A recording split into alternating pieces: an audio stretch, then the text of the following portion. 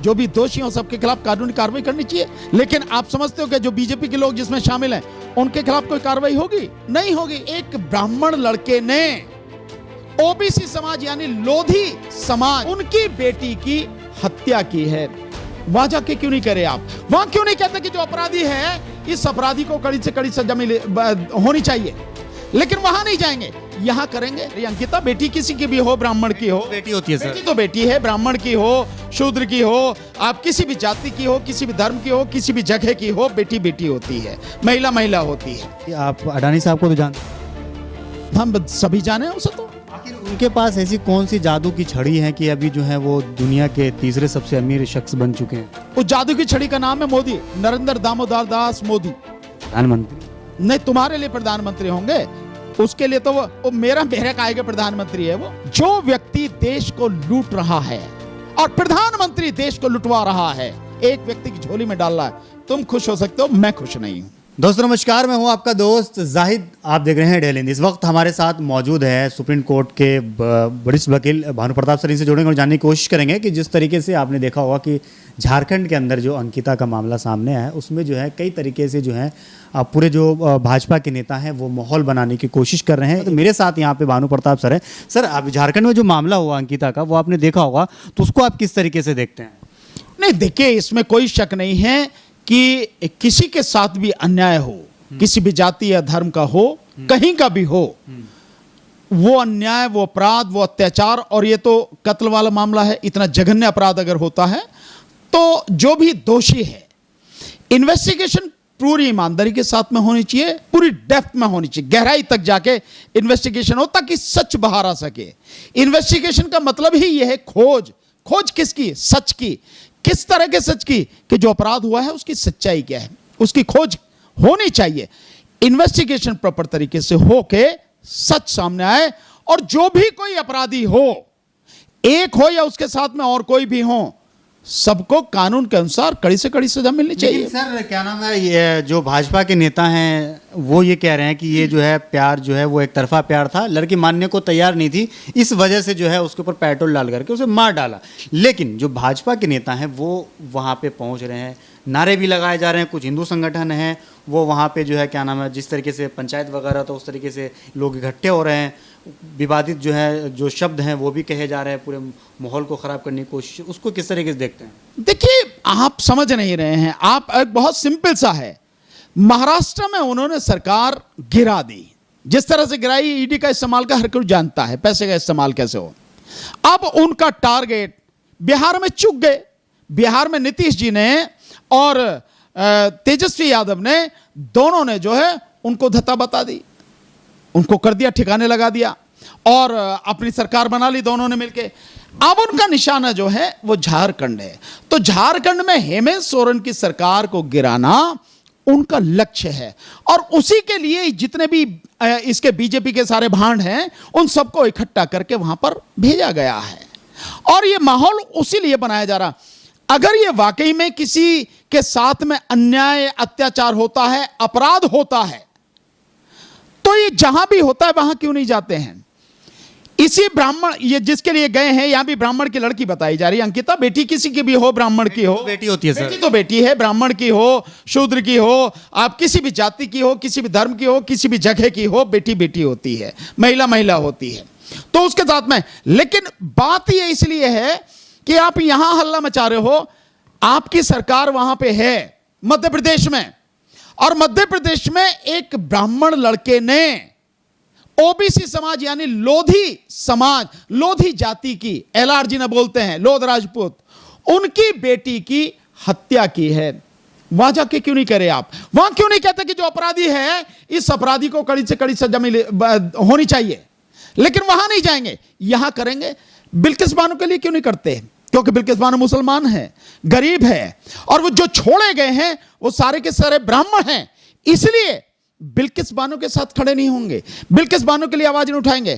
तो ये जो बीजेपी के जो लोगों का ये चरित्र है, दोहरा, तिहरा, चौहरा, जो भी चरित्र है, वो सब नजर आता है जिस समय उन्हें राजनीतिक हवस होती है और उसको पूरा करना होता है, उस समय ये सारी चीजें नजर आती हैं।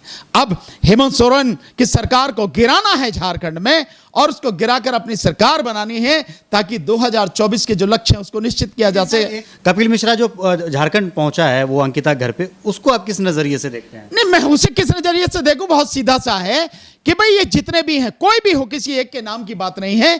जो आगे जिसको देखिए, बीजेपी का एक है, अगर उन्हें कोई बोलने वाला मिल जाता, उसी के कंधे पर रख के बंदूक चलाते हैं, वो उसी को आगे करते हैं कि तू बोलता रहे भाई, हम इंगे पीछे से खड़े हुए। तो जो बोल रहा है उसी को वहां भेज दिया गया है, और वहां पर इस माहौल को गंदा करने की कोशिश की जा रही है। एक जघन्य अपराध है निश्चित रूप से, जिस व्यक्ति ने किया है या जो और भी लोग शामिल हैं उनके खिलाफ इन्वेस्टिगेशन होकर कानूनी कार्रवाई होनी चाहिए। लड़के को अरेस्ट कर भी लिया गया है, और करके जो है उसको जेल भेज दिया गया। अदालत अपना काम करेगी, अदालत अपना काम करेगी। जो शाहरुख के ऊपर जो है वो एक तरीके से अभी तक आरोप है, अभी सिद्ध नहीं हुआ है कि वो गुनहगार है। निश्चित, या इसके गुनहगार, असल गुनहगार कौन है? निश्चित रूप, मैं इसीलिए मैं कह रहा हूं कि इन्वेस्टिगेशन होनी चाहिए। इन्वेस्टिगेशन का मतलब, फिर दोहरा रहा हूं, इन्वेस्टिगेशन का मतलब खोज किसकी, सत्य की। किसका सत्य? कि अपराध किसने किया है, इस अपराध के पीछे कारण क्या है, वो सारी सच्चाई बाहर आए। यही तो इन्वेस्टिगेशन है, यही काम है पुलिस का। तो पुलिस वो काम करे ईमानदारी के साथ में, जो भी अपराधी हैं उनको सामने लेके आए। बाकी इन लोगों का क्या है, लेकिन क्योंकि हेमंत सोरेन की सरकार गिरानी है तो ये भांड जाके वहां पे नाच रहे हैं, नौटंकी कर रहे हैं। यही काम है, और तो कुछ है नहीं। तो कपिल मिश्रा को भांड कह रहे हैं? नहीं, कपिल मिश्रा हो या कोई भी हो, वो हर कोई व्यक्ति जो एक सीधी सादी ये जो सारी चीजें हुई हैं, उन सारी चीजों को धर्म का रंग देकर और माहौल को गंदा करने की कोशिश करे, उसे क्या कहोगे आप? जैसे ये भांड मीडिया है, ये मीडिया क्या कर रहा? देश के अच्छे खासे माहौल को लगातार खराब कर रहा। क्या कहोगे उसे? ये भांड चारण बाट कौन होते हैं? ये वही तो होते हैं जो अपने आका, पत्रकारिता है ना? अपने आका, अपने पार्टी विशेष के लोगों को खुश करने के लिए जैसा उनको ठीक लगता है उस काम को करते हैं। सर, सवाल अभी आपने मीडिया के ऊपर सवाल उठाया, लेकिन ये लोग तो कहते हैं कि हम निष्पक्ष तरीके से जो है पत्रकारिता कर रहे हैं, पूरी ईमानदारी से कर रहे हैं, देश के लिए हम कर रहे हैं। आप विश्वास करते होंगे, देश की जनता नहीं करती, मैं नहीं करता विश्वास, क्योंकि मैं जानता हूं कि वो केवल और केवल एक पार्टी बीजेपी के लिए काम करते हैं, और देश का माहौल खराब करने में उन्होंने कोई कसर छोड़नी है, और लगातार उसके लिए काम कर रहे हैं। वो देशद्रोह का काम कर रहे हैं। अच्छा सर, एक क्या नाम है, अभी एक इमरान प्रताप गरी हैं, उन्होंने एक पोस्ट किया था जिसमें उन्होंने लिखा है कि आरएसएस के प्रचारक रहे यशवंत सिंह ने हल्फनामा दर्ज कराकर संघ के राष्ट्र विरोधी कारनामे का खौफनाक जानकारी का उजागर किया है, जिसमें कि ये बताया जा रहा है कि पूरे देश में जो है बम विस्फोट करने का षड्यंत्र रचा जा रहा है। तो मैं मानता हूं कि अगर ये जानकारी उनके पास में, उसको सब लोगों को दें, बताएं सब लोगों को। अगर वो ऐसा कह रहे हैं, इमरान प्रताप गढ़ी कह रहे हैं, अभी कहां है उन्होंने, मैं समझता हूं वो हलफनामा सामने नहीं है। वो अगर हलफनामा है तो उसको सबके सामने लाएं कि भाई ये सारी की सारी हालत है, अगर ये स्थिति, अगर ये सच्चाई है इससे तो बड़ा गंभीर अपराध क्या होगा? मैं समझता हूं ऐसे व्यक्तियों जो ये सच्चाई ला रहे हैं और जिनको वो बता रहे हैं, उसकी पूरी जांच करके, इन्वेस्टिगेशन करके जो भी दोषी हो सबके खिलाफ कानूनी कार्रवाई करनी चाहिए। लेकिन आप समझते हो कि जो बीजेपी के लोग जिसमें शामिल हैं उनके खिलाफ कोई कार्रवाई होगी? नहीं होगी। आप कितना भी कहते रहिए, नहीं होने की है। सर, अभी जो क्या नाम है अंकिता का जो मामला आया है उसको लव जिहाद बताया जा रहा है, तो इसको आप किस तरीके से देखते हैं? अगर कोई एक दूसरे से प्यार करता तो उसको धर्म से क्यों जोड़ा जाता है? ये तो बीजेपी वाले जोड़ते हैं ना, कोई और नहीं जोड़ता। प्यार का कोई धर्म नहीं होता, एक बात, प्यार प्यार होता है। दूसरी बात, ये बीजेपी वालों के पास हिंदू मुस्लिम के अलावा और है क्या? एक बात। और तीसरी बात यह है कि ये एक अपराध है, जघन्य अपराध है।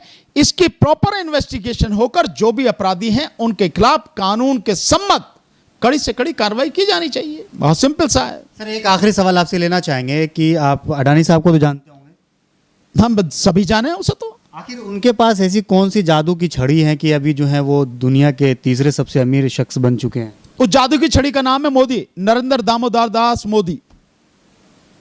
प्रधानमंत्री हमारे? नहीं, तुम्हारे लिए प्रधानमंत्री होंगे, उसके लिए तो वो मेरे काय के प्रधानमंत्री है। वो जो है जो जादू की छड़ी का नाम यही है, नरेंद्र दामोदर दास मोदी, जो अडानी के लिए छड़ी का काम कर रहे हैं। अच्छा, एक चीज बताइए, जिस तरीके से अडानी साहब जो हैं वो क्या नाम है इतने अमीर शख्स बन गए हैं, पूरी दुनिया में तीसरे नंबर पे हैं, तो इससे जो हमारे हिंदुस्तान के, जैसे आप भी एक आम इंसान हैं, हम भी आम इंसान हैं, तो हमें खुशी होनी चाहिए या गम होनी चाहिए?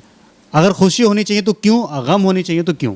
मैं एक बात बताओ, अगर ईमानदारी से, सच्चाई के साथ मेहनत करके कोई व्यक्ति तरक्की कर रहा है, धनवान हो रहा है और देश का व्यक्ति है, तो सबको खुशी होनी चाहिए। लेकिन जब देश का प्रधानमंत्री या देश की सरकार, केंद्र सरकार सब कुछ उसकी झोली में कौड़ियों के दाम पे डाल रही है, उसी के लिए काम कर रही है, तब आप उससे कैसे कहेंगे? उसके लिए क्या कहेंगे? वो तो लोगों का हक मार के, करोड़ों लोगों का हक मार के एक व्यक्ति को अमीर बनाया जा रहा है, देश की तमाम संपत्ति को चंद लोगों के हाथ में दिया जा रहा है। यह हकमारी है, यह ईमानदारी या मेहनत की कमाई नहीं है। एक व्यक्ति के पास में अगर 100 ग्राम चरस मिल जाए, जिंदगी उसकी सड़ जाती है जेल में। 21,000 करोड़ की चरस उसके पोर्ट पर मिली और उसके बाद भी सैकड़ों करोड़ की चरस फिर मिली है, उसका बाल भी बांका नहीं हुआ। वो मालिक है उस पोर्ट का, मुद्रा पोर्ट का। आप जानते नहीं जानते? बिल्कुल। तो ये स्थिति है। तो जिस व्यक्ति को उसके सारे गलत सही कामों को सरकार सही मानकर उसको पूरी तरह से सपोर्ट कर रही है, आप इसे कैसे कहोगे? कैसे? खुशी नहीं है यार, तुम बेकार की बात करते हो कि मुझे खुशी नहीं है, कि तुम्हें खुशी नहीं है। जो व्यक्ति देश को लूट रहा है और प्रधानमंत्री देश को लुटवा रहा है, एक व्यक्ति की झोली में डाल रहा है, तुम खुश हो सकते हो, मैं खुश नहीं हूं। चलिए, धन्यवाद। तो हमारे साथ भानु प्रताप सर जुड़े थे। आपको क्या लगता है? इस वीडियो के कमेंट सेक्शन में जाइएगा, आप भी कमेंट करके अपनी राय जरूर दीजिए। अगर इस वीडियो को आप फेसबुक पे देख रहे हैं तो पेज को जो है फॉलो कीजिए, यूट्यूब पे देख रहे हैं तो चैनल को सब्सक्राइब जरूर कीजिए। जय हिंद, जय भारत, अपना ख्याल रखिए, हंसते रहिए, मुस्कुराते रहिए।